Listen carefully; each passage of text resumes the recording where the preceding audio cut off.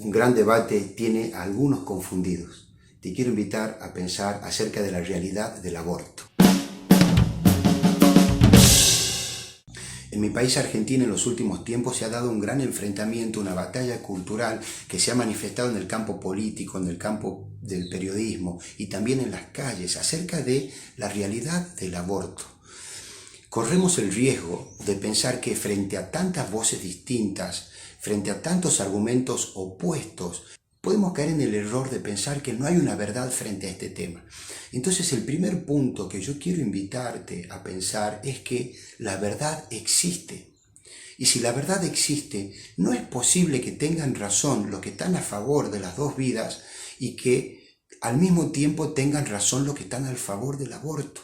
O están equivocados los que están a favor del aborto, o están equivocados a favor de los que están luchando por defender las dos vidas, o los dos están equivocados, pero no pueden tener razón los dos a la vez.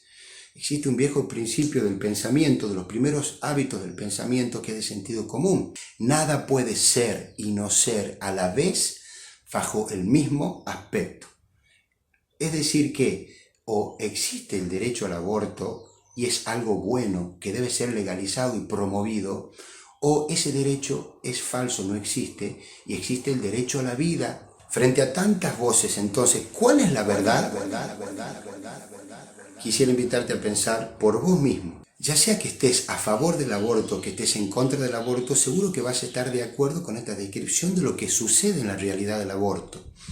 Hay una vida que se va desarrollando y que por alguna acción externa e incluso violenta, podríamos decir, porque corta un desarrollo natural, esa vida termina. El problema es que si yo realizo una acción para terminar con una vida humana fuera del vientre, entonces soy un asesino, ¿sí? Pero si yo realizo una acción para terminar con la realidad de la vida humana dentro del vientre, entonces ya no lo sería. Supongamos un bebé de 9 meses o de 8 meses que puede ser viable fuera del vientre de la madre. Si yo finalizo con esa vida fuera del vientre, supongamos que ha nacido prematuramente, seguramente que hasta iría preso. Pero si yo la finalizo dentro del vientre, bajo el mismo mecanismo incluso, ¿acaso eso estaría bien? Ahora me dirás que tal vez estás a favor del aborto, pero en el inicio de la vida. Entonces, quiero contarte que en muchos lugares donde existe la ley del aborto, por ejemplo en mi caso Argentina, hay un límite por el cual antes de ese límite estaría permitido el aborto como un derecho, es decir, que la persona a libre demanda y sin dar explicaciones como un derecho puede terminar con el desarrollo de esa vida, y después de ese límite ya no. En algunos casos es en la semana 14, otros en la semana 12, otros en la semana 8 y algunos antes. Por ejemplo, en Estados Unidos, en algunos estados existe una ley que se llama del latido del corazón, que es cuando la ciencia puede lograr conocer el latido del corazón, entonces ya nadie puede, por una acción externa violenta, terminarlo, ¿sí? Es un dato de la ciencia. La gran pregunta que podríamos decir es, antes de la semana 6, 8, 12, 14, ¿no es persona? ¿No es una vida humana? ¿O después de la semana, por arte de magia, sí pasa a ser persona? Por otro lado, ¿en qué datos de la ciencia me puedo basar para dar ese criterio? Y suponiendo, dando la razón de que pudiese existir algún momento en el cual esa vida humana, que desde el principio tiene un ADN, si en algún momento no fuera persona, ¿quién lo establece y cómo? Porque en general las leyes lo que plantean es una base que podríamos decir matemática a una realidad que es biológica. Entonces dicen, antes de la semana 12 no es persona, porque si fuese persona estaríamos ante el mayor genocidio del mundo, según las palabras del ministro de Salud de Argentina. Y después de las 12 semanas ya hay que darle todos los derechos a ese ser. Entonces uno podría preguntarse, ¿cómo puede ser un criterio matemático universal para todos los casos cuando la realidad de la vida y la realidad biológica es distinta en cada ser humano?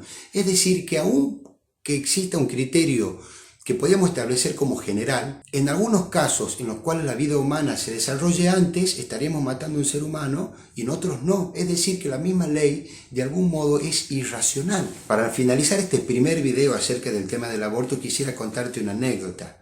Yo soy tutor en un curso de 5º año, casi del último año del secundario. La profesora de biología que no podía asistir me pide que distribuyamos distintos grupos para estudiar lo que estaban viendo que era la realidad de la vida desde la concepción hasta el nacimiento. Había un grupo que no trabajaba. Cuando me acerco le pregunto por qué. Me dicen, no, profesor, es que nos tocó ver la vida humana desde la concepción hasta el tercer mes. Y le digo, ¿y cuál es el problema? Le digo, es una etapa hermosa, van a poder ver cómo la vida se va gestando, originando desde el principio. Me dicen, es que estamos a favor del aborto. Bueno, ellos habían tomado una decisión de no querer ver lo que sucedía en ese momento. ¿Por qué? Porque habían aceptado un criterio que era aceptar el aborto. Entonces, estudiar lo que sucedía en la vida, en el desarrollo humano, iba en contra de la decisión que ellos habían tomado. Entonces yo quisiera invitarte a pensar por vos mismo, por vos misma, ¿no? Tal vez no dejarte llevar por los criterios de artistas o de los medios de comunicación social.